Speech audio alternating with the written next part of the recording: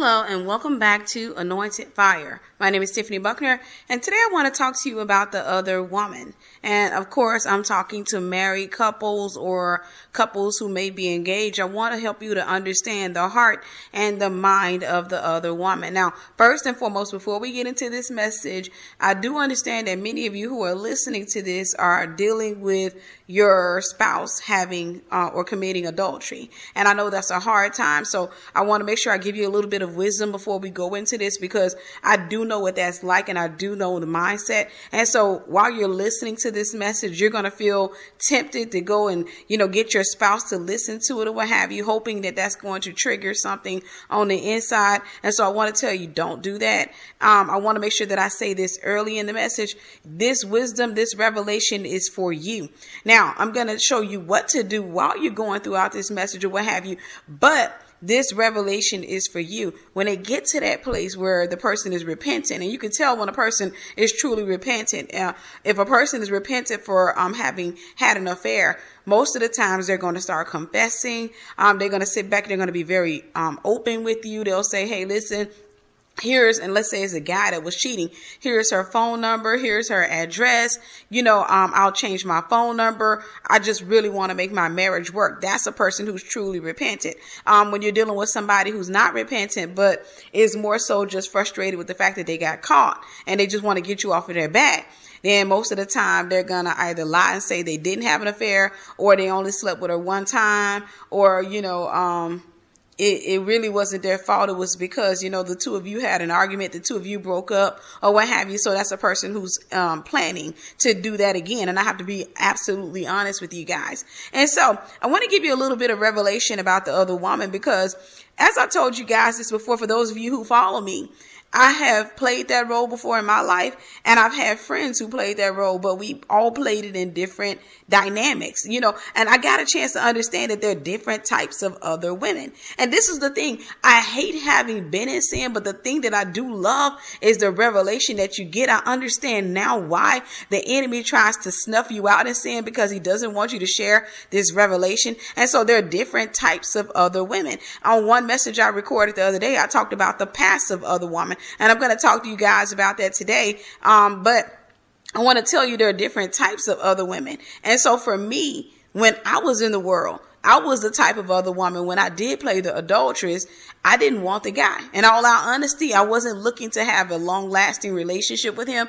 I wasn't looking to have kids with him. I wasn't looking to take him from his wife. I wasn't looking for that type of thing. The problem with me was that I was surrounded by adulteresses. And so I decided to sample the very thing they had been sampling. See, they had been doing that. And for me, I was promiscuous. My perversion went out after single men. But after having seen my friends do it for so long, kind of feeling left out of the conversation, and it's not their fault. You're going to become what you hang around. That's the reality. But after having seen my friends do it, I decided to sample it, and I found out the very thing I had been telling my friends was true. I found out that it wasn't for me. I found out for me, I looked at it like, okay, how could you share somebody's man? Like, he just got through laying with her, and this isn't real. This guy's not looking at you like I really want to have children and marry you and all this other stuff. And then if you do take him from the woman, then you can't trust him. And so for me, I happen to be very sisterly, even when I was in the world. And so for me, I would look at the guy in a negative way for having cheated on his wife. And so when I played that role, I didn't play it very long. And the thing was because for me, I just saw it as, this is a whore. This is the way I saw it. This man is no good. He's a man whore. He's just going to get whatever he can take. But I happen to be addicted to sex, and I wasn't in a relationship with anybody. And so I just took the first thing that came along. And so that was the reality. I'm going to be very transparent with you guys. But my friends, on the other hand, were different types of adulteresses. There's the adulteress who has every intention of taking the man.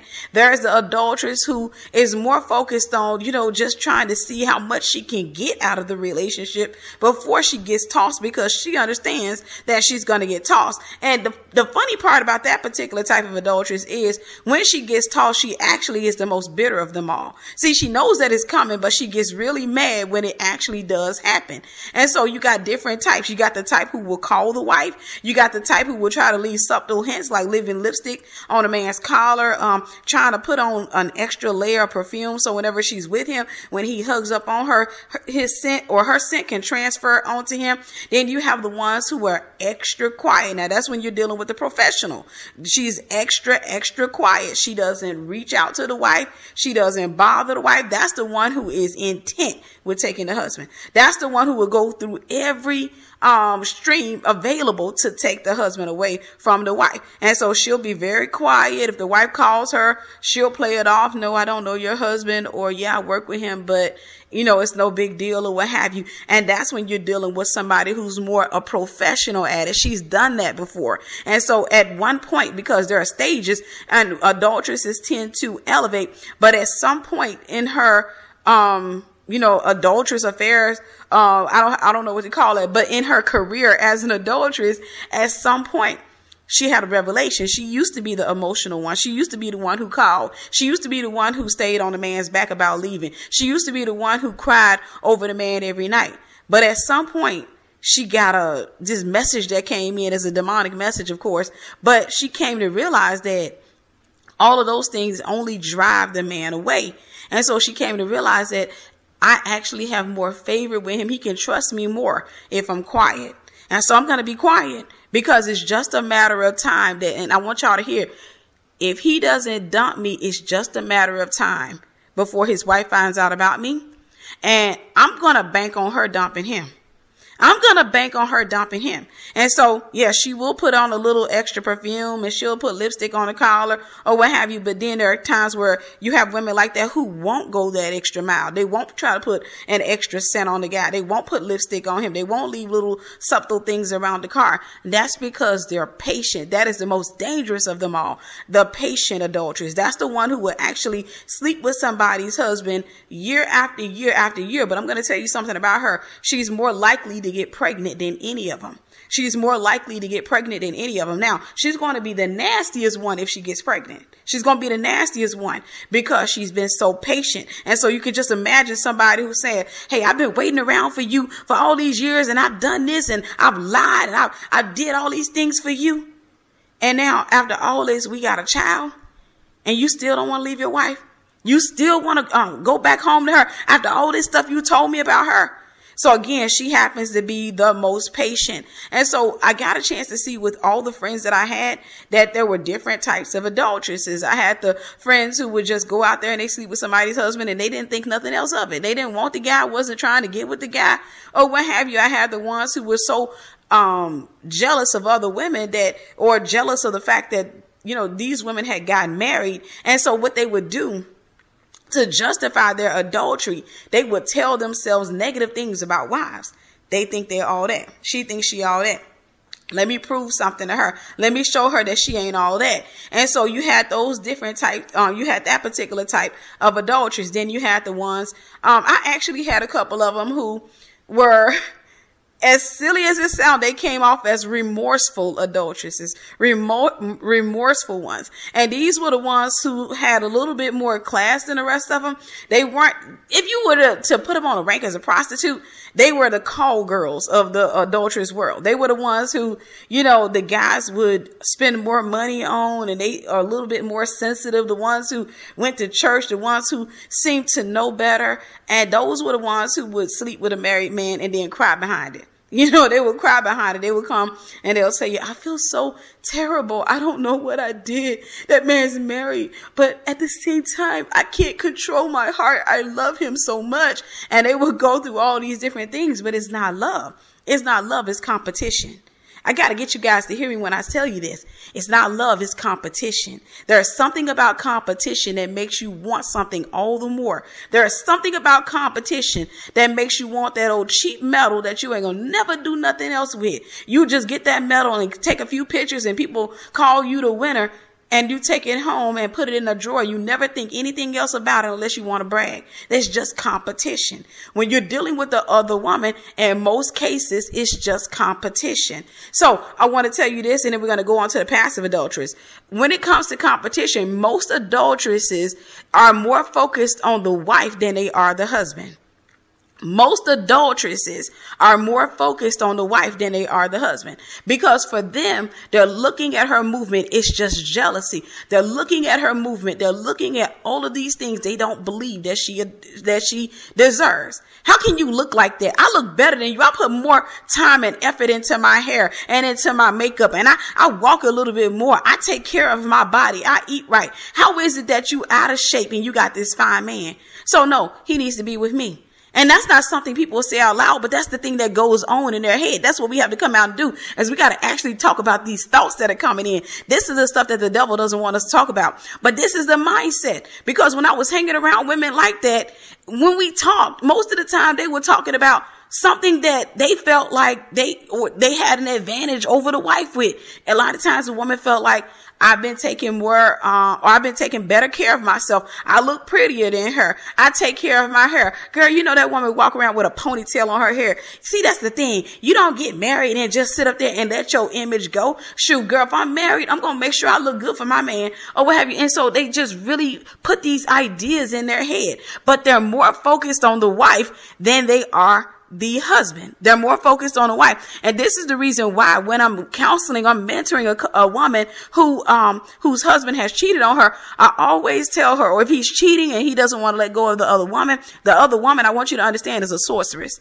She's a sorceress, and I'll explain this a little bit later, but that's a witch. Regardless of what she does, she doesn't necessarily have to get a pan and sit back and stir up these potions and stuff like that. She doesn't have to go to a psychic. She's a witch. In all our honesty, biblically speaking, she's a witch. But the thing is, when you're dealing with the adulteress, you're dealing with somebody who's broken. You're dealing with somebody whose mind is completely turned away from God. You're dealing with somebody who genuinely believes that they should be able to have that man and you don't deserve him. And so again, when I was dealing with these type of friends, I had different friends who had different reasons as to why they committed adultery. I'll never forget hearing a woman, and she wasn't a friend of mine, but I remember knowing this woman who would just mess with married men, and she was the sweetest person.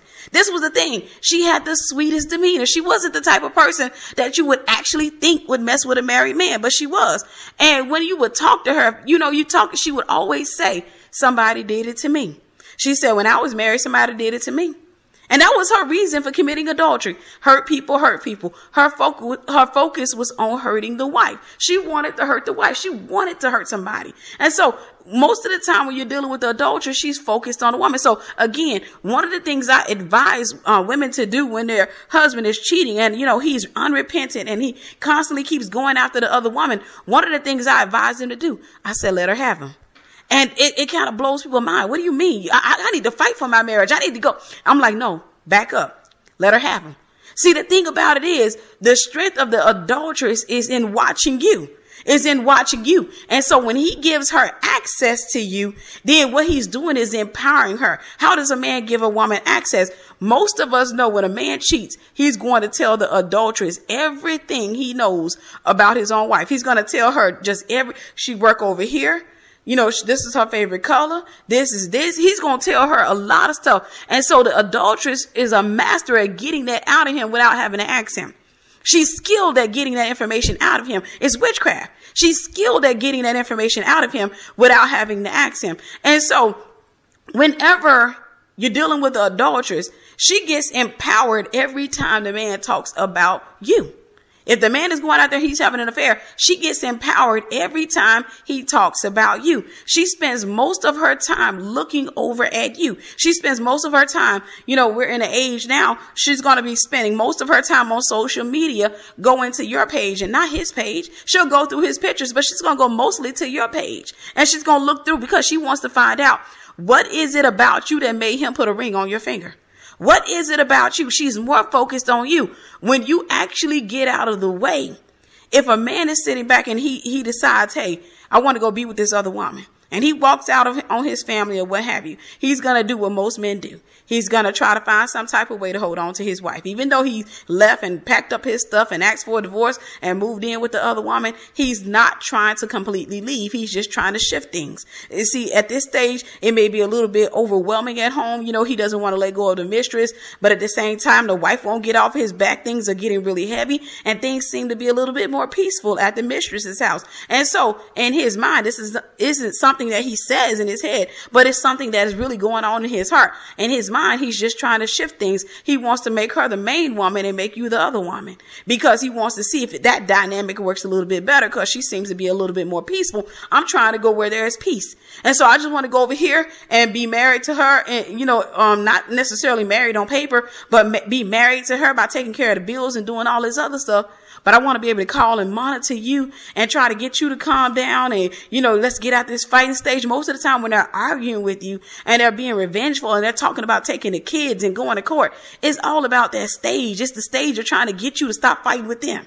It's the stage of trying to get you to finally accept the mistress. So you can just go ahead and accept the situation as it is. You can go ahead and say, you know what?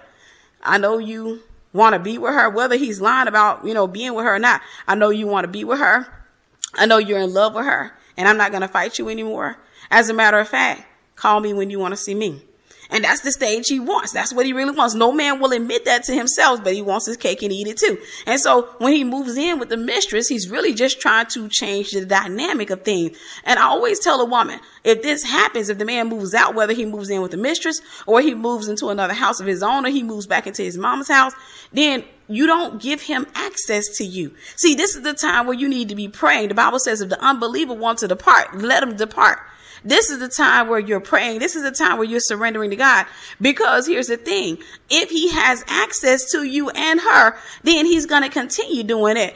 A lot of times what you have to do is you have to remove a person's access. And so what happens in this is if he goes and he moves in with the other woman, or he moves in with his mother and he's going to see the other woman for the most part, or what have you, what's going to happen during this time is he's experiencing the same thing he experienced with you in the beginning of your relationship, the highs of a new relationship. Even if he's been messing with her for a couple of years, it's still new to him because he hasn't had that level of access to her that he wants to have to her. And so everything's new. So everything looks heightened with her. Everything feels heightened with her. Everything feels good with her. But with you, it feels familiar. And so you have to allow him to go and burn himself out. And I hate to say it that way. You got to allow him to burn himself out. And so you get out the way and you make a decision. If you're going to stay, that's between you and the Lord, and you can trust God to change his mind. Or if you decide that you want to go, then, hey, you have every right to do so. But you need to get out of the way. You have to get out of the way, because what happens is you continue to make things heightened and new by staying involved. So when he goes around to the mistress's house, then you're still in the picture. And so she still has access to monitor you. She still has access. So what he does, and he's going to catch on to this after a while. Every time I talk about my wife, we have some great sex. Every time I tell her about my wife, we have some great sex. Every time I make it clear, even if I don't talk about my wife, if I make it really clear to her that, I'm not too happy, there's some stuff going on, then, she's going to cater to me. And so he starts using that. And so when you take that away from him, when you pull that dynamic out of it, then what you do is you make it where he has nobody to, he can't call you up. He can't monitor you. And that takes away his peace, because he's had this relationship with her, and he's had this relationship with you where he was able to monitor the both of you. But now all of a sudden you've pulled yourself out of the relationship. You're no longer a part of the relationship. Even though you may be still married to him, you're not fighting with him. You're not going around his family member's house. You're not calling him up all the time. If the two of you have kids, when he calls, you're giving the phone to the kids and you're saying, yeah, we'll just figure things out. I'm not going to try to stop you from seeing your kids. The only thing I ask is that, you don't take the kids around her, and that's it. We don't have anything to talk about. We're just gonna, you talk to the kids. When a man doesn't have that intimate access to you, what happens is it takes his peace away. Because you got to understand, the spirit of adultery needs to have multiple people. And so what happens with this is he has his other woman, but he no longer has a wife that he can monitor. And so it takes his peace away. So when he goes around the other woman, he's too busy thinking about you. What are you doing? I haven't heard from her in like a week. I don't know where she's going. I don't know what she's saying. I talked to my mama. My mama says she hasn't went around my mom's house. I talked to my sister. My sister says she hadn't heard from her. Everybody that I know that, she was close to, that were in my family or my mutual friends, she's not contacting them. She just seems to have fallen off of the map. You're not manipulating the guy. What you're doing is you're allowing him to experience life as he thinks it ought to be. He's sitting back and saying, hey, I want to have this adulteress. I want to have this woman. I'm going to allow you to have her. I'm going to move out of the way. I know this isn't conventional advice or what have you, and some people may be against it, but here's the reality. That's the way that it is. Because whenever you get involved, whenever you sit back and you start bothering them, then he has access to you, and he knows even though you're on the phone crying, you're threatening to divorce him, you're talking about child support, you're talking about all these things that you're going to do to him, that is relaxing to him, because at least I know where you are in this. I know you're still wanting this marriage. I know you're still frustrated. I know you're still dealing with everything. So I got a little bit more time that I can sit here and play. No, you pull yourself out. This is time for prayer. This is time for fasting. This is time to say to those mutual friends, I love you guys. I don't have anything against you, but I'm going to have to pull out for a little bit, and just let God begin to speak to me. This is the time when you say to his family, listen, I love you guys, but right now I need to spend some time with the Lord. I don't really need to talk about him. I don't need to hear about him. I just really need to take some time out. This is the time where you take yourself and to the Lord, and you just surround yourself with positive people, not talking about him, not talking about the situation, and you have a counselor available, or you can have the multitude of counselors available. Talk to your pastor, talk to whoever it is that God has placed in your life to talk to, people that are not mutually involved with the both of you, and you say, hey, listen, I just happen to be hurting. Not, hey, I saw her today and she got a big head. Girl, she got a big forehead. You don't need to have those type of conversations. You have to go through healing. You have to go through deliverance. You have to sit back and let God begin to clear your mind. Now, let's talk about the other woman being a sorceress. The Bible talks about the sorceress in her many words, the adulteress. And adulteress is the same thing as a sorceress. There are different levels of sorcery, different levels of witchcraft. A lot of times when we think about the term sorcery or witchcraft, we think about somebody who's holding up rabbits' foots and charms, and somebody who's trying to do black magic. Black magic is considered harmful magic. That's what people do when they want to hurt somebody. And then they have what's called white magic, which is supposed to be good. But we all know that all witchcraft is evil. Even white magic is evil. And so when you're dealing with the adulteress, the Bible talks about don't let her take you with her eyelids. Don't let her take you with her eyelids. And it talks about her words being smooth like honey. All of these things are manipulation. Listen, manipulation is witchcraft. Rebellion is as the sin of witchcraft. All of these things are levels of witchcraft. But we recognize witchcraft on a high level. We recognize witchcraft when you're dealing with somebody who is an outright witch, who has a building on the corner, who's giving people potions to make folks fall in love with them. We recognize witches that are sitting back and they got candles in their house and they're trying to harm people. We recognize those type of witches. But it's hard for us to identify the fact that many of the artists we listen to are nothing but witches, because witchcraft starts in words. It starts in the heart and it starts to manifest as words. Many of the artists that we are listening to are nothing but vocal witches. That's all they are. They just use their witchcraft is different than the witch who has the potions. Their witchcraft is in words. They take their words and put it to a beat. It's called the doctrines of demons. They sit back and they play this music and they get the beat and they get you to jumping, and you love the beat. And so you start ignoring the lyrics. Even though you sing the lyrics, you don't really just take the time out to see what those lyrics are saying. You enjoy it. And then even if the Lord convicts you, you find a way to justify it. That's something that's very common in today. People will find a way to justify listening to music and say, well, God knows my heart. I call that, again, guys, the sinner's national anthem. The sinner's national anthem. And so when you're dealing with the adulteress, she is actually performing witchcraft on the man.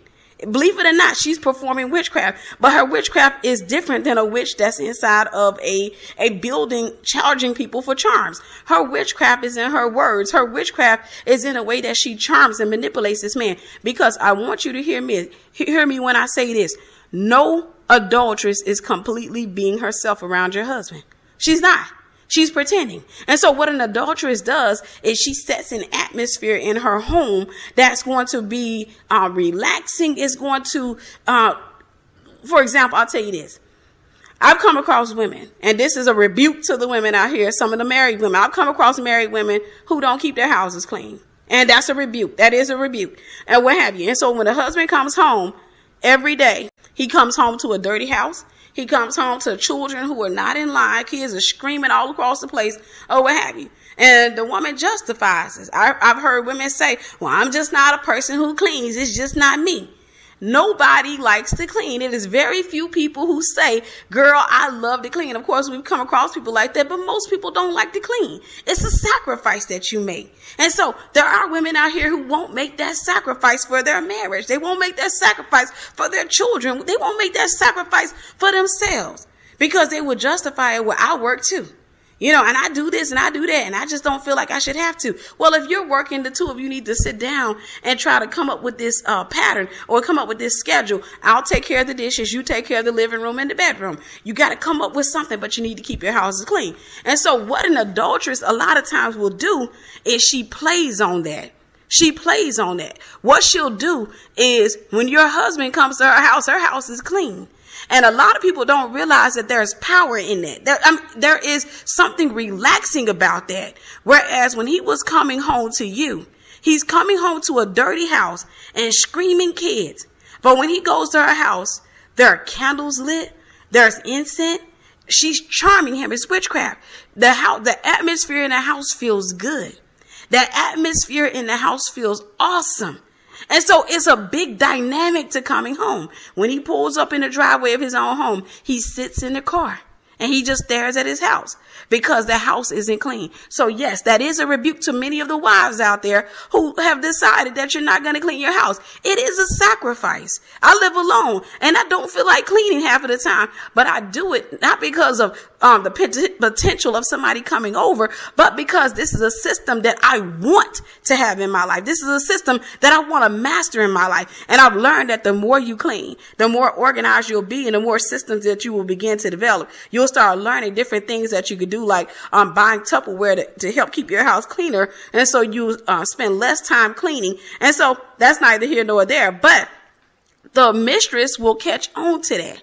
And so she doesn't have to know. He doesn't have to tell her that the house is dirty. For the most part, most mistresses, even though they may be nasty, even though they know they got dirty drawers laying all around the place, they will appeal to that. They will have their house clean.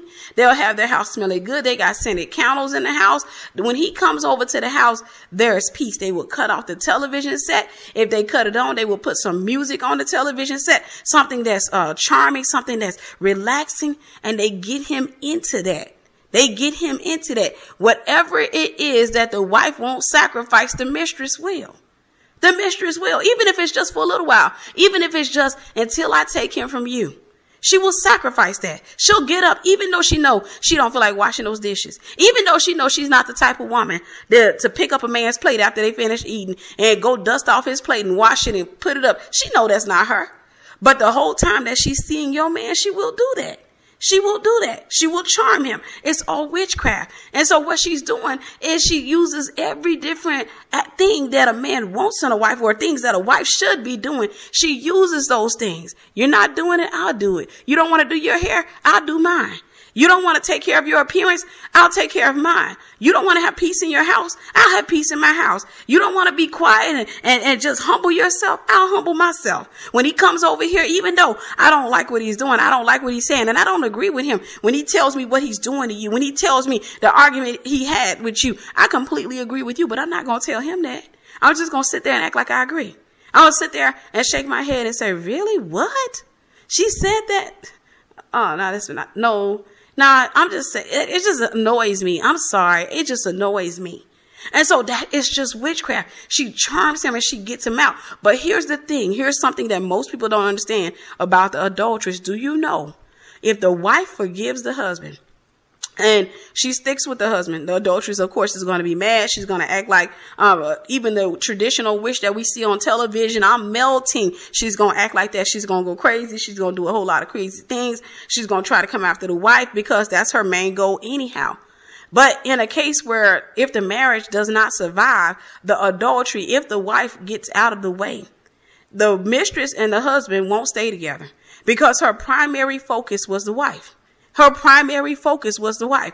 And so if the wife forgives the husband and she doesn't try to withhold his children from him and she gets out of his way, she's not trying to force him to do anything, and she still treats him like like he's human, and she just pulls herself out of the relationship wholeheartedly, then what's going to happen is the mistress's job has been completed. And the enemy the spirit that's on the inside of her is going to lose interest in the wife, because the Bible says what? Submit yourself to God and resist the devil and he will flee from you. And so what happens then is that the mistress looks over and she realizes that this man is no good. Like, I don't even know what I was messing with him for. You know, I'm coming here to him and he has no access to her anymore. And now all of his focus is on me, where I'm going, who I've been with. All of his focus is on me. And so from that point on, she loses interest. She doesn't want to be with him anymore. She comes back in. And so when you're dealing with that, most of the time, even though the wife is no longer in the picture, she will continue to monitor the wife's Facebook page. I'm telling you guys, she will continue to monitor the wife's Facebook page. She will continue to monitor the wife's life, and she will continue to envy that woman. She will continue. And so one of the things that happens is she envies the fact that the woman got away from the man. And she looks at her and says, she's a strong woman. She's a strong woman. I want to be just like her. So I'm going to get away from him too. A lot of people don't understand the heart of the mistresses. Okay. I know I told you guys I was going to talk about the passive mistress. And so I want to make sure that I talk real quickly about the passive mistress. The passive mistress is the one who is not necessarily sleeping with somebody's husband, but she gets the man by charming him through words. Most of the time she has access to him. It could be a co-worker or a woman that it could be a neighbor or what have you. And so she gets access to your husband through, let's say she works with him or what have you, or she is close friends with his best friend's wife and she happens to come around there, what have you. The passive mistress isn't necessarily having sex with the man. They may have not, or they haven't exchanged numbers in some cases. They don't have an affair, an active affair going. But what she does is when she gets around a man, she presents herself as a golden woman. And she sits back and she listens and she finds out what it is that his wife isn't doing. And so, again, she's not having an affair with him. It's more emotional than anything. She will sit back and let's say she works with him. She'll come in every day. She looks good. She makes sure she smells good. And she's the real calm type. She's the real, as they say, chill type. She's the type of person that when a man comes in, she can talk to him. She'll say things and what have you. If he happened to be into football, she's suddenly into football. And she'll say, how about that LeBron James? No, I'm trying to tell you, boy, when that boy threw that ball through that basket, I was jumping up. Oh, no, your team lost. Your team lost. And so what she does is she presents herself as the perfect woman. Here's the thing. When it comes to marriage, the husband and wife are going to argue in the places that they haven't merged yet. See, they're supposed to become one person. And so where there's individuality, there's going to be a bunch of fighting. And so you have these two people who believe that their way is right when God is just basically saying, listen, come and do it my way. And if it's a carnal thing, if it's a natural thing, why don't you two just sit down and talk about it? And one of you make a sacrifice, or both of you make a sacrifice. But the problem is people have some areas or some things or some beliefs that they are really passionate about and they're not willing to give up. And that's where the fighting takes place or what have you. And so when you're dealing with the passive mistress, she always agrees with the husband for the most part in those areas. As a matter of fact, there will be times where she even will say, I agree with your wife. And so the man gets comfortable. Let's say they work together. He gets comfortable enough to come in and say, hey, listen, sorry, didn't really mean to have an attitude with you today. Just a little bit frustrated. And I know, I'm not trying to talk about my wife or what have you, but I told her, okay, so I just want to give you this situation with you being a woman. And I just want you to tell me, your take on it or what have you. I come home from work, and this was yesterday. I come home from work and I wanted to watch the game. And she was in there watching Lifetime movies. Here's the thing. The downstairs television is the only television that can pick up the game. And so I understand that's her favorite spot and everything, but she could have watched Lifetime television upstairs, even though the television upstairs is real small or what have you. And so I told her that I wanted to watch the game. And she told me that she was watching her shows or what have you. And I told her, hey, listen, you can watch it upstairs. And she told me, hey, you can come over here and record the game. And so, we got into it about that. And I went into the kitchen and, she was cooking and she had, we're going to say some pork chops. She had pork chops on the stove or what have you. And so she had a really, really big one up there. I wasn't that hungry. Maybe it was because I was a little frustrated about the game or what have you, but I wasn't that hungry. And so I sat back and I just told her, I'll take the small one. And she was sitting back like, no, that one's for me. And I was telling her, listen, just cut you a piece off the big one and you can eat the other part tomorrow. But I'm just really not that hungry. I'm not in the mood for pork chops. And that started a whole other argument or what have you. And so they're having all this. So what do you think? And then the mistress, and here's the thing, when you're dealing with a passive mistress, she will actually agree with you. She will say, no, you were wrong for that. No, because for real, I can understand her, because if she's laying out watching television and she's comfortable or what have you, it's uncomfortable because you can't get back into the show. I know for me personally, if I'm laying around and I'm watching a game and you come up over there and you telling me to move, even though I know I can watch it upstairs, it's just something about that spot that, even in my house, I got a spot. I like to put on my little pink outfit or what have you. I like to put on my little pink nightgown and my socks and everything. And I like to lay out in that spot. So if you come in and you tell me to move, yeah, I'm going to have a little attitude too. Now, at the end of it, I might move, but at the same time, I might not move. So no, what I think you ought to do is go home and apologize to your wife. And then the whole thing about the pork chops, that was just you being a guy again. You need to go and apologize to your wife, because I understand when she cooked that for you. She had this vision in her head of you being really happy and thankful. And instead, you were basically saying that, the food is blah. In her head, you were really saying, I really don't care for this. I'm not in the best of moods. And so all of that effort was for nothing. So what I think you ought to do is you need to go home and apologize to your wife. Now, let me tell you what she's doing when she does that, because she sounds like a really, really decent woman. What she's doing is making the man think that she's the perfect type of woman. She's understanding. She's not argumentative. And at the same time, I'm not trying to come against your wife. I'm for her. And so what she's doing is, this is the type of woman who's trying to condition him to not just cheat on his wife, but to leave his wife for her. She's conditioning him. And so she's coming off as real cool. She's the type of person, for example, who will invite the guy to, let's say her brothers are coming over and some of their friends. Yeah, we're supposed to be all watching the Super Bowl at my house. Oh, you can come. No, because make sure you bring your wife, because I don't want no mess. And he's like, no, she knows I go over to my friend's house. So, and she's like, well, you can come and what have you. And she'll invite him over and try to give him the time of his life. She's a passive adulteress. What she's doing is sowing a seed. She's trying to get him to believe that she's the best option. Like, listen, there's something wrong with your wife. Why is your wife so argumentative? It's not something that she says, but she demonstrates everything. So for him, where those areas he's having problems merging with his wife, he sees that with her, I wouldn't have to merge that, because we're in agreement already in those areas. How can two walk together, or can two walk together except they be agreed? And so she appears to be wholeheartedly in agreement with him.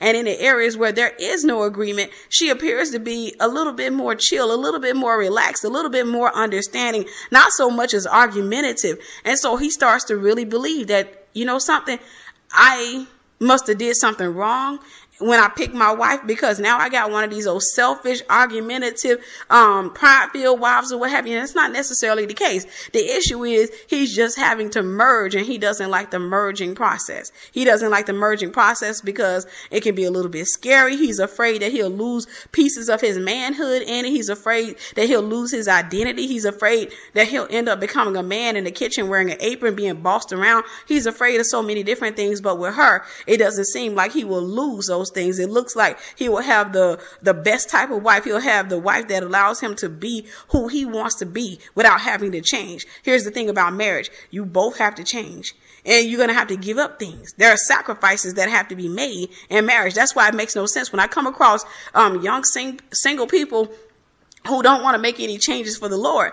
I understand that either they're not going to get married anytime soon, or if they do get married, there's going to be a lot of arguments because they don't understand the concept of sacrifice. They don't understand that, yes, I have to give up this music. Yes, I got to give up these friends. Yes, I got to give up this mindset. They don't understand that. They feel like, well, at least as long as I'm going to church and I'm speaking in tongues and I praise God, that God should automatically just give me the blessings. I just don't get it. What are you talking about? I just don't get it. And so as long as they think like that, they have a contentious relationship with God, but they don't realize it, because God is not the type of God who's going to argue with you.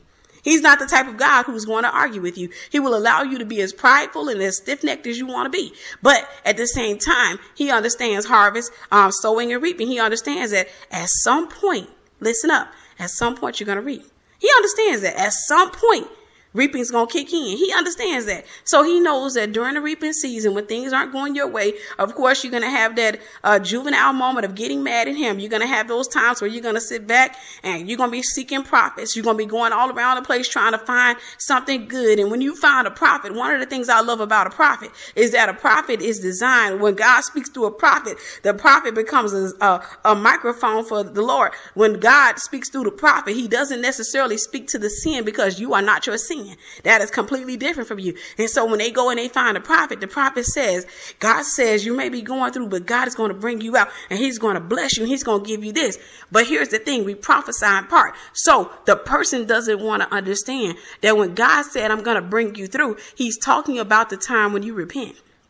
He's talking about when you give that stuff up that he's told you to let go of. He's talking about when you take your hands off of everything that is defiled. He's talking about when you give up that gossip. He's talking about when you stop slandering people, when you stop dishonoring people. He's talking about, and y'all hear me, when you stop going to Facebook trying to blast people. He's talking about then, I'm going to do all of these things. God speaks to the good in you. He speaks to the design. And so a lot of times when people chase prophets, they end up getting stuck a little bit longer because they hear about what God intends to do, but they don't realize that there's something they need to do as well. They don't realize there's something they need to do as well. And so what they do is they get excited and they go talk to their friends. Girl, this is like the third prophet that said, you know, God's about to do this and he's going to make me a millionaire. He's going to do this and he's going to do that. Yes, but faith without works is dead. You got to do something yourself. You're going to have to make some moves yourself. You got to make some sacrifices yourself.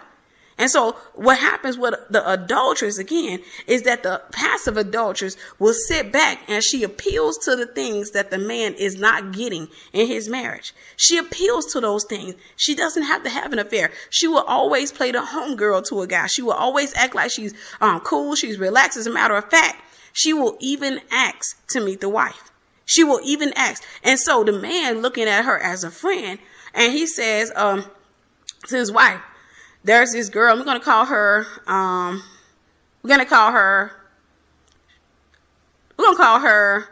Sharon. There's this girl at work named Sharon.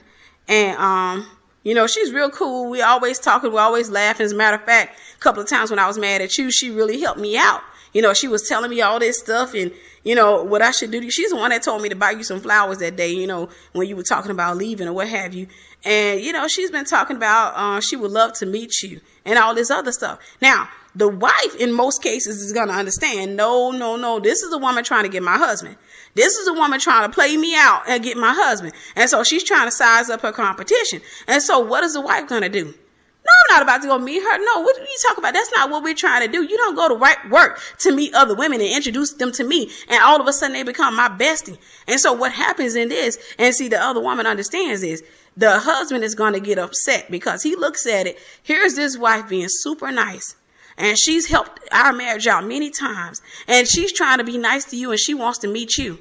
And you being over here, you over here being ugly. You over here talking about you don't want to meet her. You over here talking crazy. See, he's going to say, see, that's the stuff I'm talking about. Grab his keys and leave. That's the kind of stuff I'm talking about. And when he drives off, he's thinking about Sharon.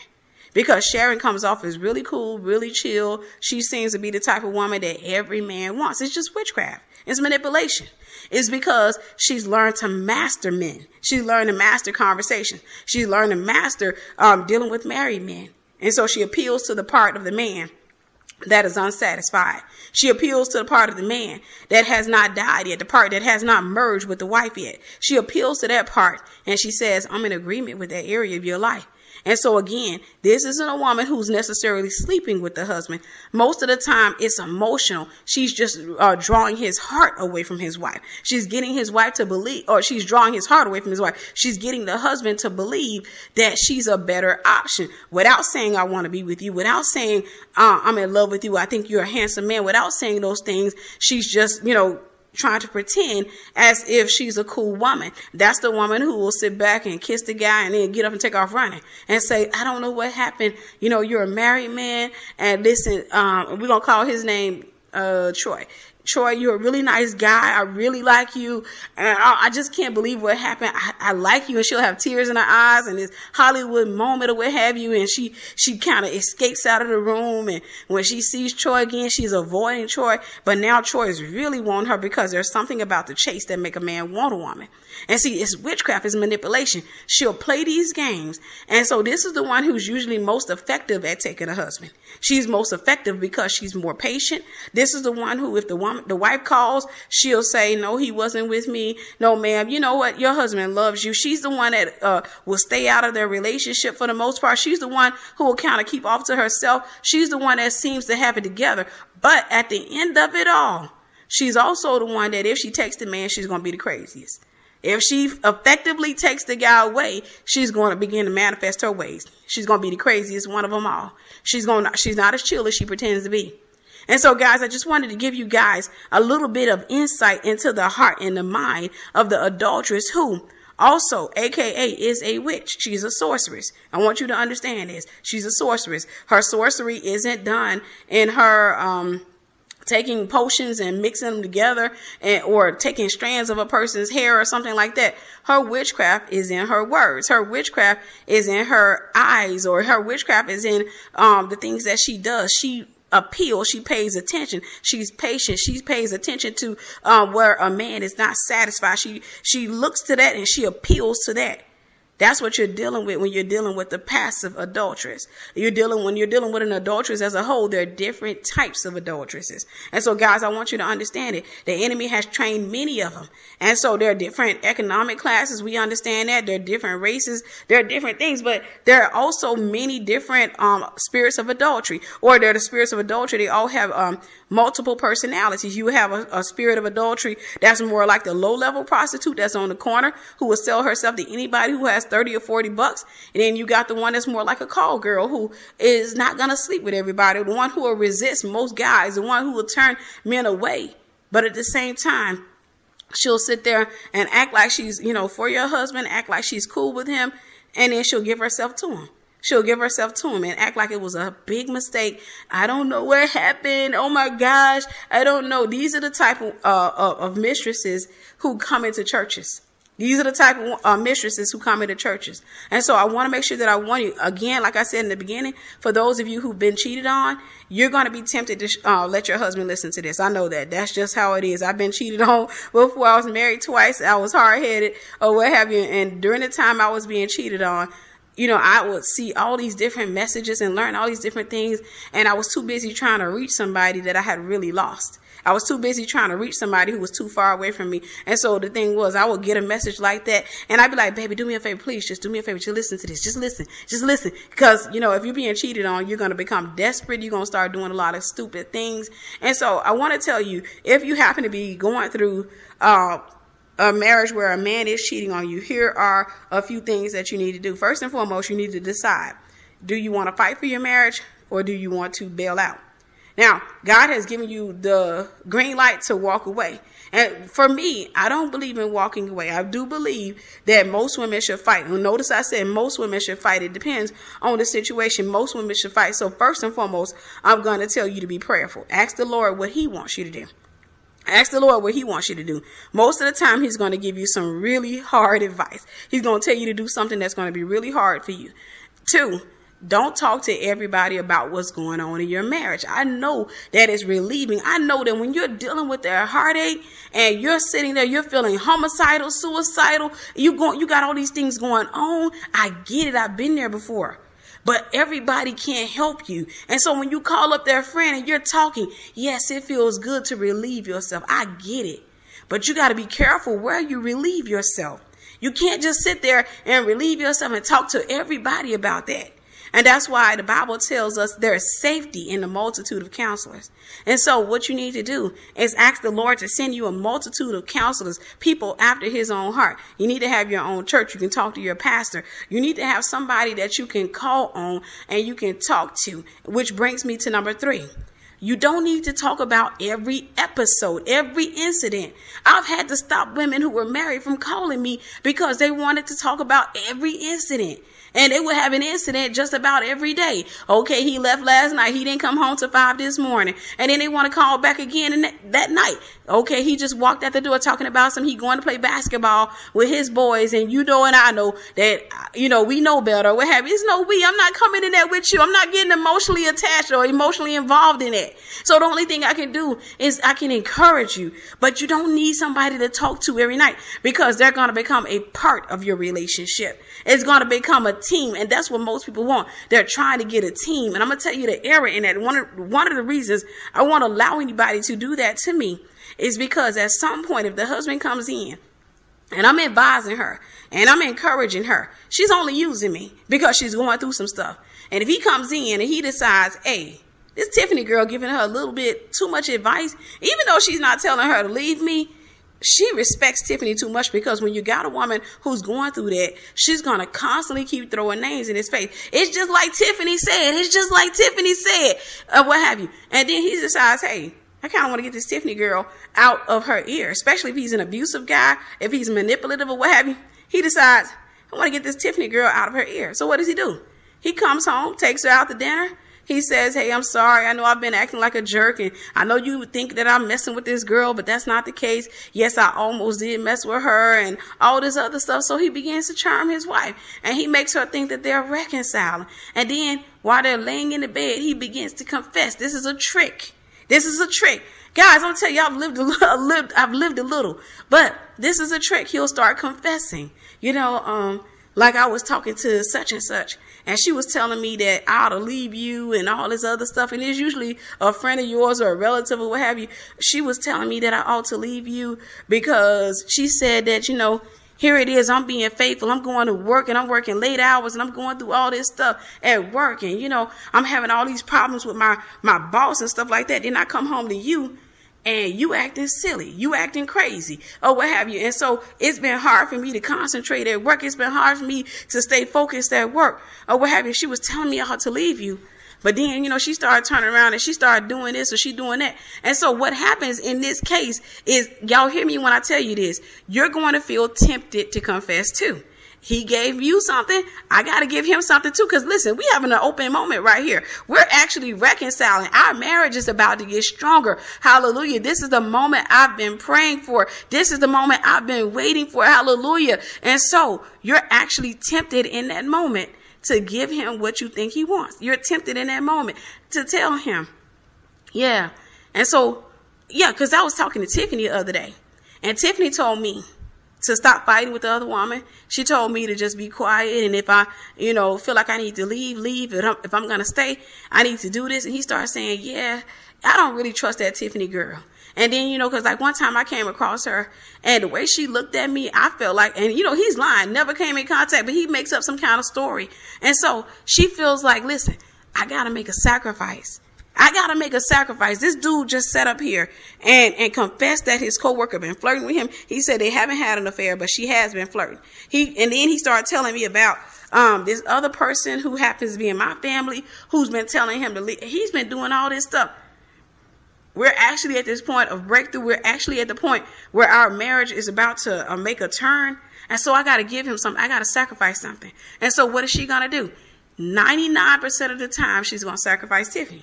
She's going to call me up and she'll say, hey, listen, I can't talk to you, or she'll try to start some type of fight or what have you, because listen up, she thinks that things are getting better. And so in order for things to get better, if this is the sacrifice I have to make, then fine.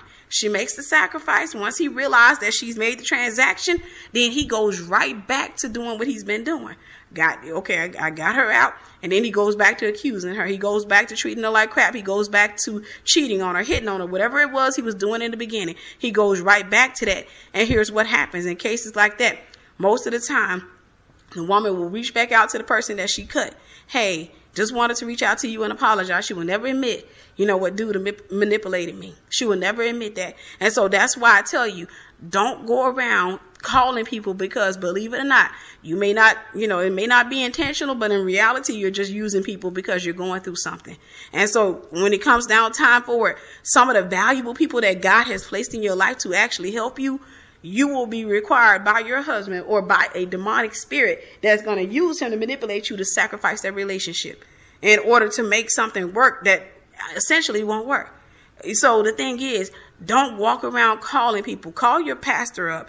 If you don't have access to call him up every single day, which you honestly, like, again, guys, you can't call people every day. But if you don't have the access you need and you're going through something back to back to back, listen when I tell you this. If it's back to back to back and he's doing that every day, he's getting up, leaving every day, and you losing your mind every day, you in the house crying, rocking back and forth, and sitting back checking the gun, looking down the barrel of a gun, thinking about taking your life. Listen, I know it may be hard, but you may have to get out of there, just even if it's temporarily. You may have to get out of there and collect yourself. Sometimes you just got to go and admit that you're in adultery. Sometimes you just got to go and admit and get delivered from that. You just got to go and let God deal with you. One of the biggest things with women when they're going through an adulterous affair, one of the reasons they don't want to leave, because they're afraid that that's going to give him too much access to the other woman. He's going to be able to go to her without me checking behind him from this point on. He's going to be able to call her up. They're going to be spending the nights together. Listen, I understand that you don't want him cheating on you, but he's doing it anyhow. So let me tell you this. If that's happening and he has that full-time access to her, praise the Lord, because that may be the thing that drives him away from her. That may be the thing. There's something about familiarity that drives people away from one another. It may be the very thing that drives him away. It may be the very thing that he looks and says, she's not better than my wife. It was a heightened sexual experience, when I was having to sneak around. But now that I don't have to sneak around with this woman, it's not all that. It's not all that. And so sometimes that's enough to make the man say, I made a mistake.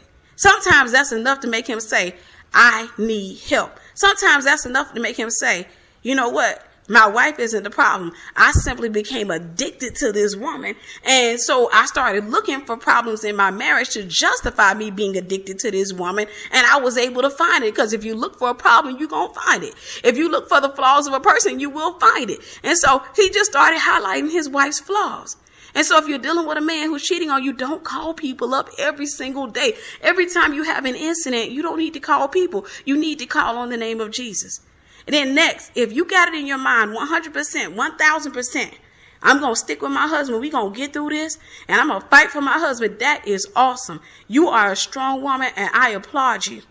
But at the same time, that is especially true with you can't call people up and talk about it. At some point, you got to come to understand that, listen, until he gets tired, until he allows the Lord to deal with him, he's going to continue doing what he's doing. You got to come to that point. And because I've met women who've done that. I talked to one woman one time, and it's been some years ago, but she was calling me up left and right, met her online, going through some stuff, tried to encourage her. And I messed around because I was still relatively immature in ministry, and gave that woman my number because I can relate to it and I just really want to help her. And so I'm trying to get her to calm down. And so long story short, lady reached out to me and she started telling me her problems. I think I've told you guys this story before, but she started telling me her problems. She started telling me about her husband, all the kids they have, and how he's back at it and all this other stuff. And so she just kept telling, I was telling her, just pray, don't worry about it. I'm sitting there, I'm encouraging her. One day, it got tiring. Like, okay, you calling me every single day. Every day is an instant message or a call. You had another incident. So I told her, I said, hey, listen, I think it may be time for you to walk out. And that woman went off on me. She was just like, oh, no, I rebuked that. God ain't telling me to leave. God did not tell me to leave, or what have you. And I was like, oh, okay, listen. I am not judging you for that. I'm not one of those people who think you're stupid for staying. I think you're actually strong for staying. I think that I admire you. And so I told her, I said, that's fine. I don't judge you. And I said, listen up. Don't you let anybody else judge you as well. I said, but guess what else? She was like, what? Because she started calming down when she realized, I'm not against your marriage, baby. I'm not against it. And so she calmed down. And I said, and guess what else? She said, what? I said, now you got to shut up. And she got quiet. She was like, I said, you got to shut up. Now it's time for you to send those prayers up to heaven, because there's no telling how long it's going to take for him to stop. God's not going to come against his will. And so you can pray about it. You can go and chase all these people, and all these people are going to give you all this different advice. And eventually you're going to actually come across a witch. And this is what's happened to many, many women. And I believe that's one of the things that the enemy wants for a woman who is going through being cheated on. If she doesn't calm herself down, he wants to bring her in contact with a witch, because he wants to make a witch out of her. And so what happens with a lot of women like this is they keep on reaching out to ministers. They keep on reaching out to prophets and prophetess and what have you, until they come across a false one. And so the false prophet is, you deal with a false woman of God, for example, and she's bitter, she's angry. It's happened to her before. Somebody cheated on her before and she never got over it. And so this becomes another attempt to get at the Leroy who left her. And so what she does is she says, what? He does, okay, don't worry about it. Don't worry about it. And then she begins to pray and prophesy. And then at one point, when she gets the woman's trust, she begins to speak death over that guy. I've seen this happen. She begins to speak death over him. She speaks death over his mistress. She begins to speak death, which is not the will of God. And so what she does is she began to speak, because I saw him laying in a coffin. And so we're going to have to begin to intercede for him right now. And we're going to have to do this and we're going to have to do that. And the woman actually starts finding peace in the fact that, okay, maybe he gonna die. She starts finding peace in that because she's so hurt, because she's so bitter. Maybe he gonna die. And that's gonna teach everybody else a lesson that when you mess with God's anointed, then you're gonna die. Something gonna happen to you. And that's what the enemy wants. And then she walks away. If that man does die, she walks away and she uses that as a part of her portfolio to say to the next man who comes into her life, yeah, we were together and he kept cheating on me, and like I really loved him and I was faithful to him and all this other stuff. And then I started meeting prophets and they started telling me they saw him dying. I tried to get him to repent. I tried to get him to change his mind. Tried to get him to just let that woman go. But that woman, she just kept it up. And so next thing you know, he was dead. Woman was a witch. And next thing you know, he was dead. Here's the thing. He got caught up in a whole circle of witches. He actually needed you to intercede while he was cheating. I know it makes no sense. And I know most of us want to say, hey, listen, no, he deserves every evil thing that's going to happen. No, he needs your intercession. Even if you're not going to be with him, he needs your intercession, because he is entangled with a witch. He's entangled with a witch. He may be entangled with a passive witch. He may be entangled with a domineering witch. He may be entangled with a flamboyant witch or what have you, but he's entangled with a witch. He needs your intercession. But it's during that time that many women, they stop covering their husbands and they begin to speak evil over them because they want to see those things happen. They want to see them suffer. Because whatever level of pain you have, you want your husband to experience it so that he can understand you. Because one of the hardest things is to be trying to explain something to a person who can't seem to understand where you're coming from. I get it. I've been there.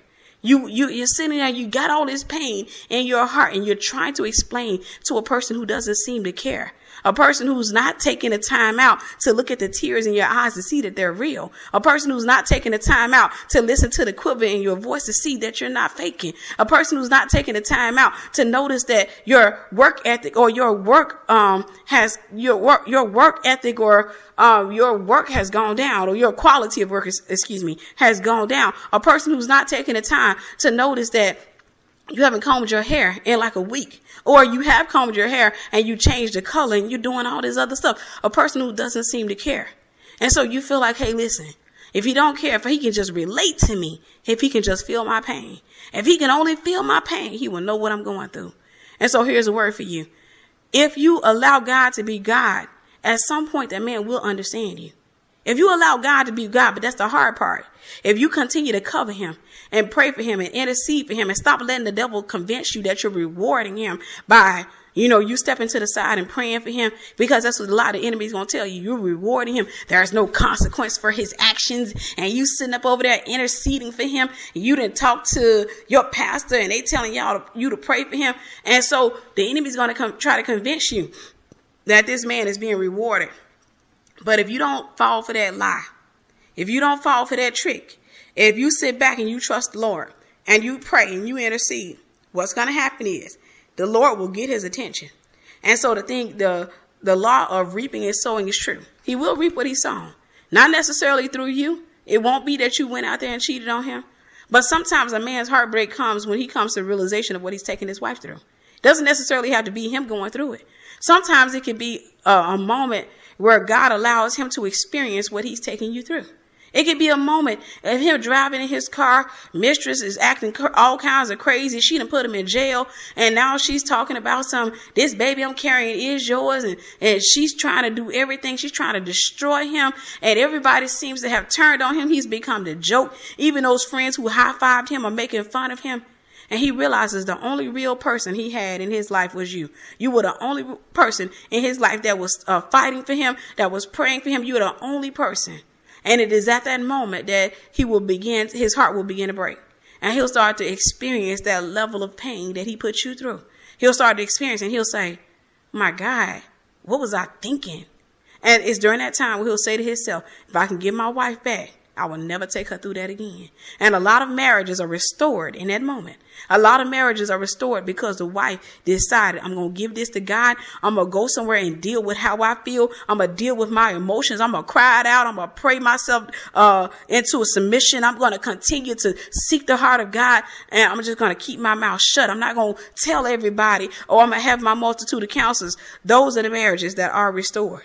And for those of you who decide you don't want restoration, you decide, you know what? He's too prideful. He's too hard. I want you to understand there's no man who's too hard for God. Of course, God won't go against his will.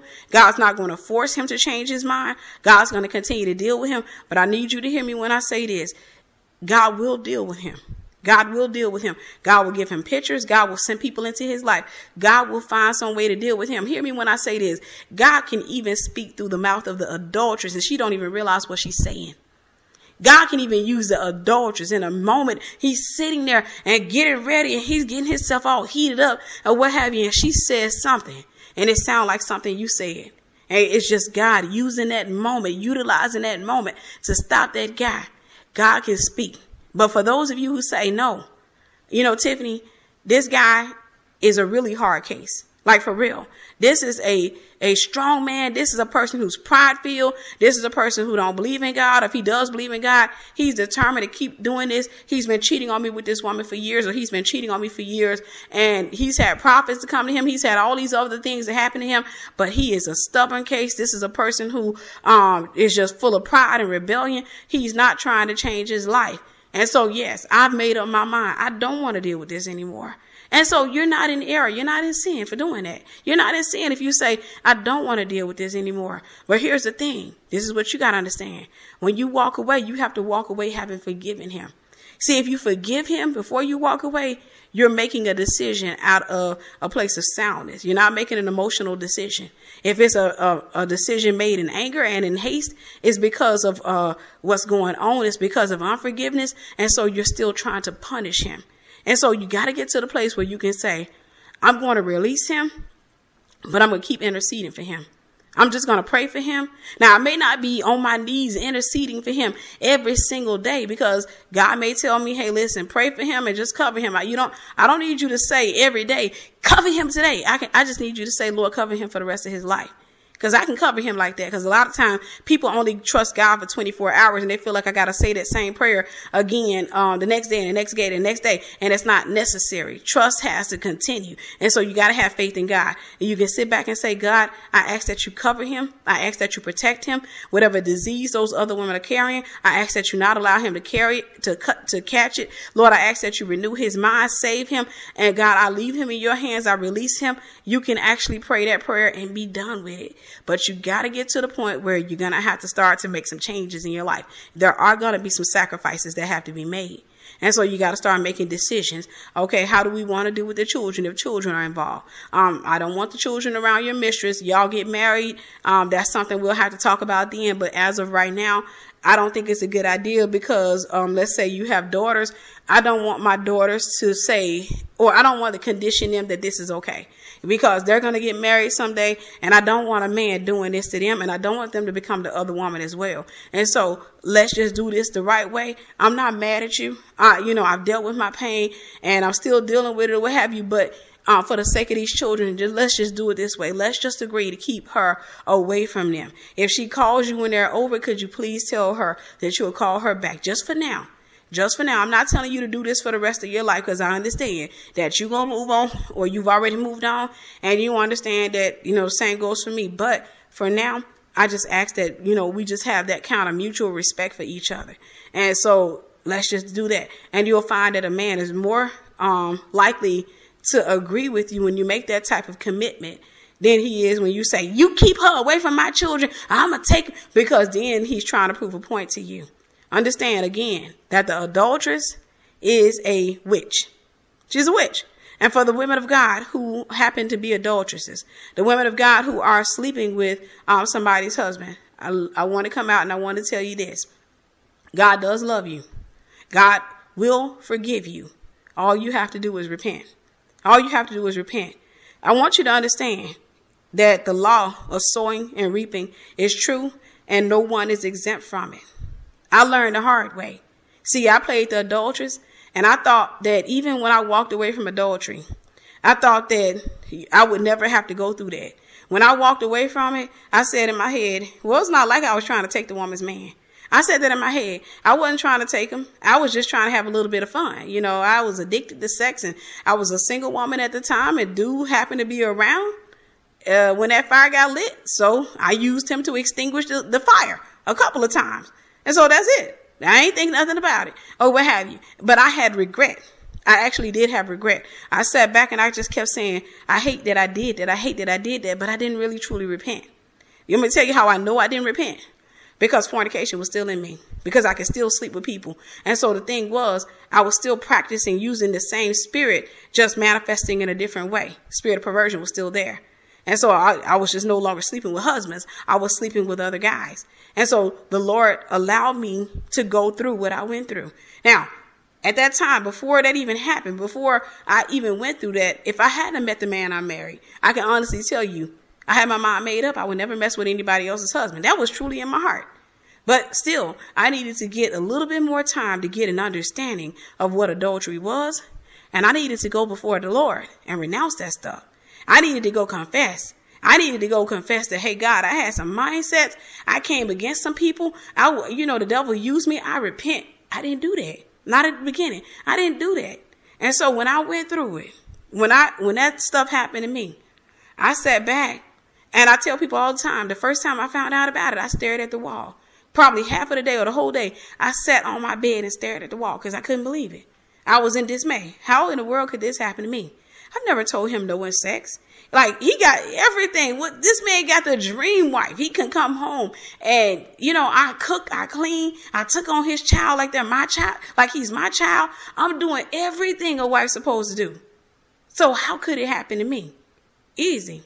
You shall reap what you sow. I sold it. And not only had I sold it, but I was in agreement with it when my friends were doing it. I was in agreement with it for a while. At some point, I began to rebuke them. But the thing was, I should have just really went in. But I know better now. So I want you to understand that God will forgive you. But you're going to have to begin to go through a process so that stuff can come out. Because at some point, somebody might put a ring on your finger. And I'm going to tell you something. You can laugh at the wife. You can talk about the wife. You can do all this stuff. I look better than her. Look at her body. I'm skinnier than her. I'm finer than her. I'm this, I'm that. You can do all that right now. I promise you can have fun with it right now. But at some point, your heart's going to be on the line. And I know some of you may be saying, not me, because I don't give my heart. Yeah, okay. I used to be that woman who it was hard for me to give my heart because my heart was so numb from having been broken many times. My heart was so numb. And so I was able, to withhold my heart from people. Even though I didn't understand the soul tie was still taking place, I was able to withhold my heart from people. I could actually go and be in a relationship with a guy and even get physical with him. And he still not have my heart. I could do that. I could do that to my friend's dismay. I could do that. To a man's dismay, I could do that.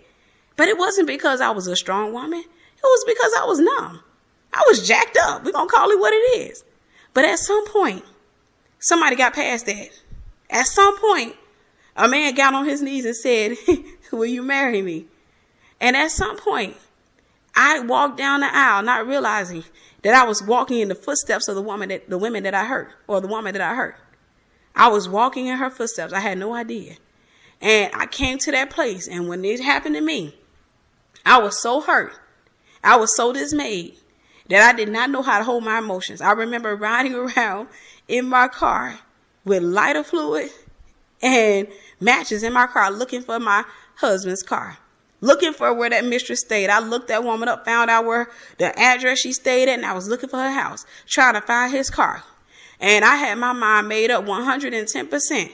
I was about to light it ablaze. And there was no doubt. I can tell you to this day, you know, some people talking, some people bluffing, all this other stuff.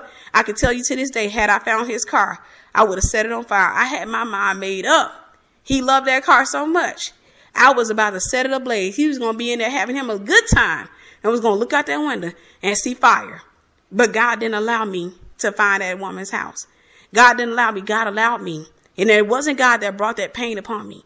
God allowed me to go through what I went through because God wanted to get a message over to me.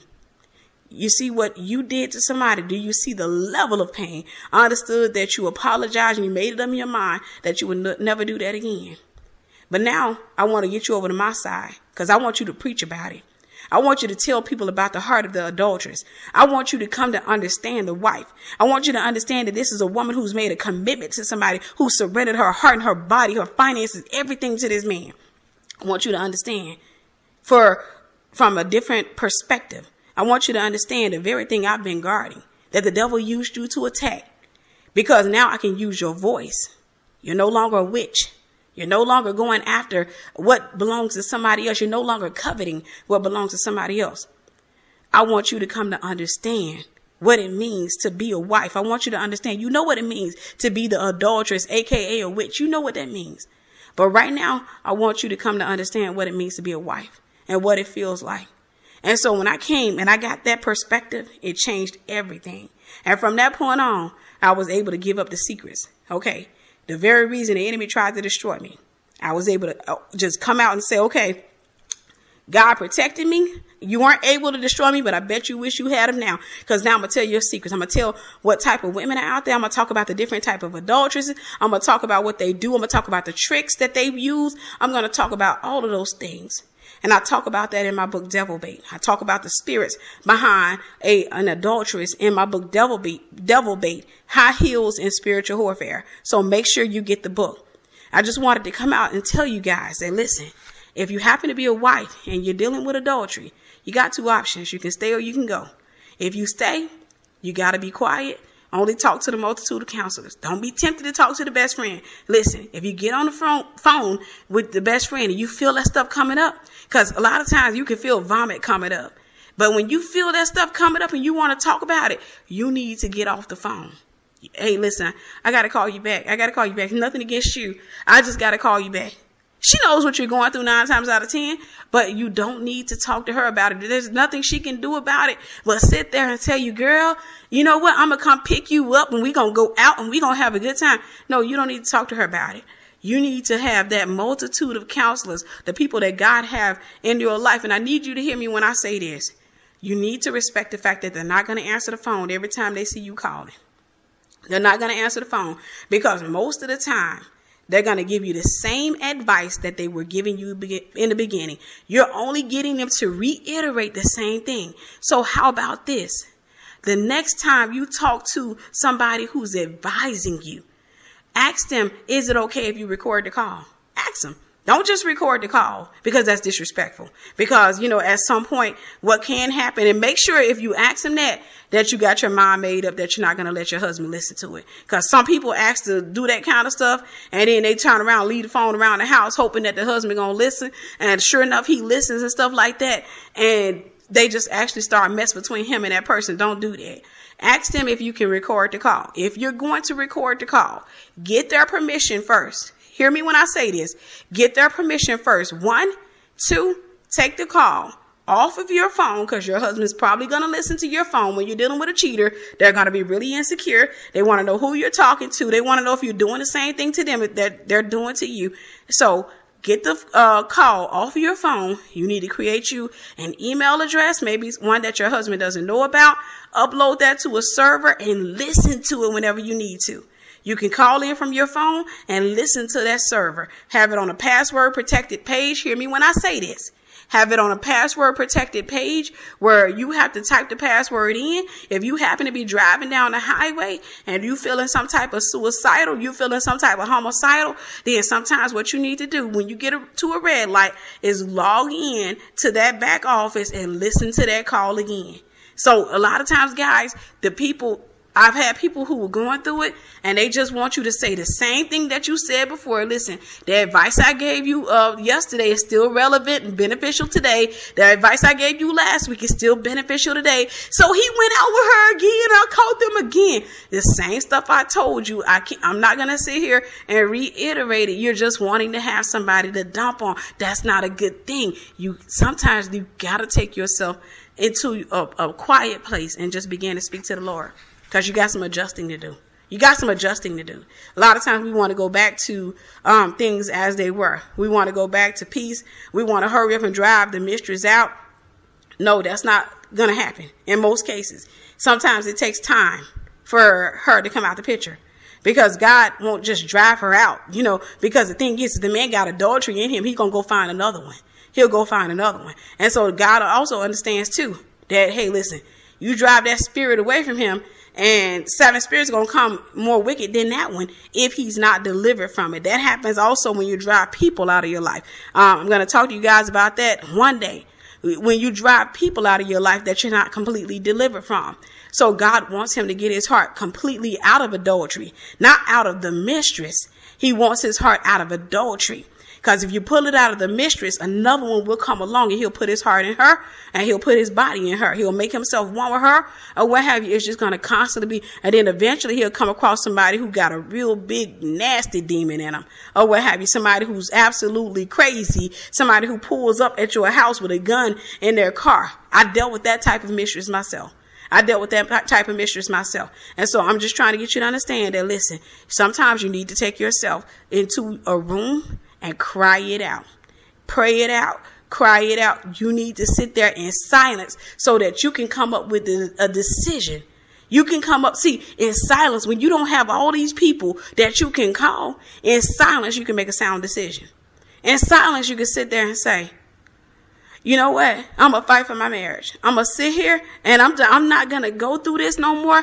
I know he's going to keep on probably for the next year or so, but I'm going to cry it out. I'm going to pray it out, and I'm going to fight for my marriage. Or in the quietness of your own home, you may decide, you know what? It's not worth it.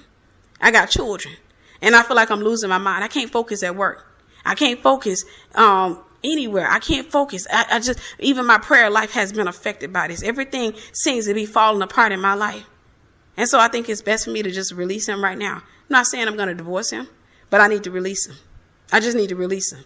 I need to go clear my head. And I do have to understand that when I release him, if I move out of the house, 9 times out of 10, he going to act like a child who just got their freedom. He going to go and start bouncing up and down on top of the mistress, and he going to be having fun. But hey, you know what? It's not okay, but I'm going to deal with it because he's doing it anyhow. I'm going to let him burn himself out. I'm going to let her become familiar to him. I'm going to let him see there's nothing special about her. I'm going to get out the way. And I'm not going to trip. I'm not going to mess with him. I'm not going to bother him. But I need this for my peace of mind. I need this so I won't lose my mind. And that's okay. You have to make that decision. You make that call and you make that decision. And that's why you need that peace. You need to sit down somewhere by yourself and just talk to the Lord. You need to sit down somewhere by yourself and just say, hey, God, this is what I'm going through. Okay, God, he just left again. And God, I know he's going to be with her. In the soundness of me talking to God, I was able to sit back and say, okay, it's time for me to walk.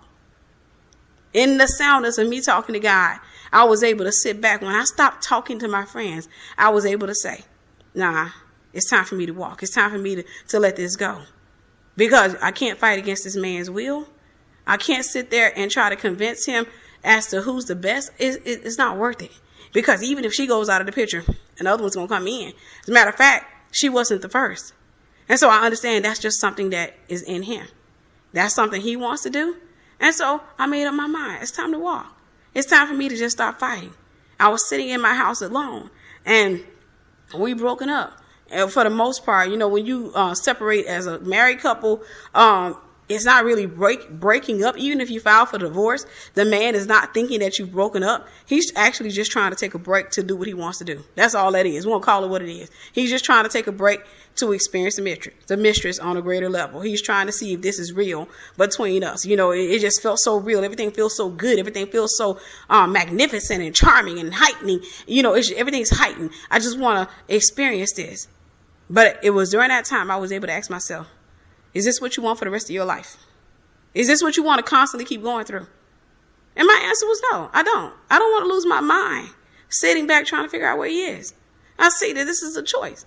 And I was able to sit back and say, okay, Tiff, it's time to pull yourself out. Now, not to say I made the best decisions afterward, but at the same time, I made a sound decision. But I've also known people who made the sound decision to stay. It was a sound decision for them to stay. And the husband eventually repented, and the husband came back and became a great man. And so it happens in some cases it don't. But it's up to you to make a sound decision. You have to get yourself in line. You have to calm yourself down. So prayerfully, guys, this message blessed you. I just want to shine the light on the spirit of adultery. And again, for the adulteress, I want to say one more thing to you. Make sure that you begin to tell God what you're doing and ask him to deliver you from it. If you ask God to deliver you from adultery, he will. How do I know? Because when I was married, I committed adultery. I called myself trying to get revenge. I was sitting back, and here I was going through a whole lot of stuff. Never, ever in a million years thought I would be a woman to commit adultery. I never, ever thought that. Matter of fact, I had been married 5 years, completely faithful, never thought about cheating. Like, my mind was made up, I would never cheat on this man. But then I found out the man that I was married to not only had been cheating, but he had a baby on the way with the mistress. And I didn't know what to do with all that pain. I didn't have a multitude of counselors around me. And I didn't even trust my own pastor. That's how broken I was. I was too ashamed to go to my pastor and say, hey, listen, this is what I'm going through. I was too busy trying to put up a facade because I was too prideful. I didn't know how to go to people. And so I continued to try to deal with that pain on my own. I had a friend that I talked to, and she was Christian, and she was trying to help me. But it wasn't enough. I needed a multitude of counselors. And so what I ended up doing was, the devil, in his little trickiness, he made sure that I ran across an ex. He made sure that I came in contact with an ex. And when I came in contact with this ex, everything seemed to just line up perfectly for me to get together with him. He was still interested. And so I went in there thinking, okay, I don't want this man, but I do want revenge. And I want to feel wanted as well. Because I feel so rejected. I feel so dirty. I feel like I'm not pretty anymore. I've changed my hair. I've changed a lot of stuff. I've changed my clothes. I've changed a lot of things about myself, but it's not enough. And so I went into it. I went into adultery, and I sat back and I made up my mind. I'm going to do to this man what he's been doing to me. He's going to understand my pain. He's going to understand how much it hurts. Even though I knew I would never tell him that, because I knew he would snuff my little behind out. And so, long story short, about a month into that, I realized I had a problem. Actually, a couple of weeks into it. You know, every episode, every time I had any type of contact with this guy, I felt dirty. I felt like a whore. I felt filthy because I was a woman of God. Even though I was a babe in Christ, I was a woman of God. And I felt like the worst, nastiest thing ever. I felt terrible. But that was the immediate thereafter, you know, just after you then went and had an encounter with him. But then I go back home and I'm being rejected and I'm being talked to any kind of way. And I'm dealing with all that again. And so I started feeling that hunger again. I started feeling, I want somebody to tell me that I'm pretty. I want somebody to want me. I like the way he look at me. When I go around him, he looks at me like I'm a steak dinner. I like that. I didn't even think about the fact that immediately thereafter, you're going to feel some type of nasty, some type of dirty. You're going to feel like a dirty, filthy scumbag whore, what have you. And the devil's going to really torment you. I didn't think about that. And so I had probably 4 encounters with this guy, sexual encounters with this guy, and probably 1 a week. And then finally, I just went to praying. I would pray afterwards, and sometimes my prayers would be, and I think I probably had more than 4 encounters, maybe 6. But my prayers would be, God, I know you don't want to talk to me. I know you're tired of me. Those were my prayers. Now here I was, a Christian woman. I was a babe in Christ, and I was involved in an adulterous affair, trying to get revenge. God says, vengeance is mine. Trying to get revenge. And I was sitting back and I was saying, God, I know you don't want to talk to me, but I'm just asking for your forgiveness. And then I would start trying to justify it. I say, God, you see how this man is treating me. He treat me like dirt. When I come home, he make me feel this type of way. God, he's doing this and he's doing that. And God wouldn't say anything. God wouldn't say anything. So I felt like, you know what? He's tired of me. I'm hellbound. He don't care. He's given up on me. He's given me all these different chances. Matter of fact, he even gave me the dream that I asked for when I begged him to show me was this man cheated, showed me the mistress in the dream, told me in a dream that she was pregnant.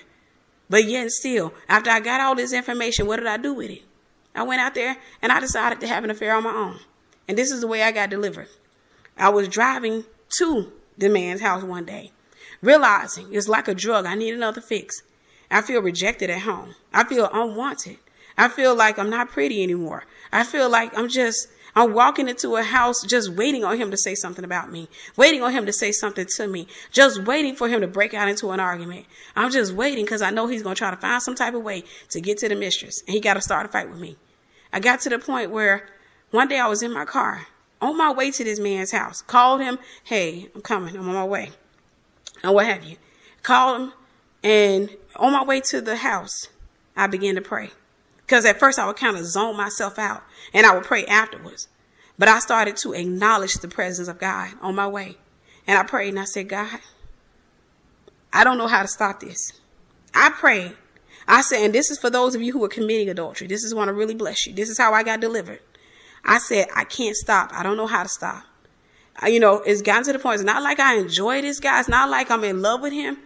But in reality, I just feel like I need this. And I said, God, I need your help.